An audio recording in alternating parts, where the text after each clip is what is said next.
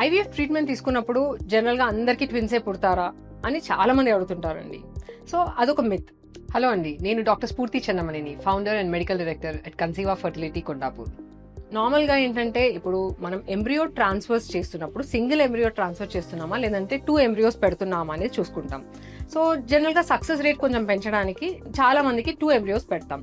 అలా పెట్టినప్పుడు success rates చూసుకుంటే 60% సక్సెస్ రేట్ అని చెప్తామండి. దానిలో సింగిల్ అంటే మనం 2 ఎంబ్రియోస్ పెట్టినా కూడా సింగిల్ వచ్చే ఛాన్స్ 80% వరకు ఉంటుంది. ట్విన్స్ వచ్చే ఛాన్స్ ఇంకొక 20%లో చూస్తుంటాం. సో నార్మల్ పాపులేషన్లో ఏంటంటే ట్విన్ ప్రెగ్నెన్సీ రేట్ అనేది చాలా తక్కువగా ఉంటుంది. సో ఐవీఎఫ్లో 20% అనగానే మనకి జనరల్గా ఈ ట్విన్ రేట్ అనేది కొంచెం ఎక్కువ ఉంటుంది తప్ప ఐవీఎఫ్ అనగానే అందరికీ ట్విన్స్ అనేది ఒక మిత్ అండి. అండ్ ఆల్సో ఈ ట్విన్ ప్రెగ్నెన్సీ రేట్ని కూడా తగ్గించడానికి ఈ మధ్య కాలంలో చాలా మందికి సింగిల్ ఎంబ్రియో ట్రాన్స్ఫర్ చేస్తున్నాం. అలా సింగిల్ ఎంబ్రియో పెట్టినప్పుడు ట్విన్స్ వచ్చే ఛాన్స్ చాలా తక్కువగా ఉంటుంది.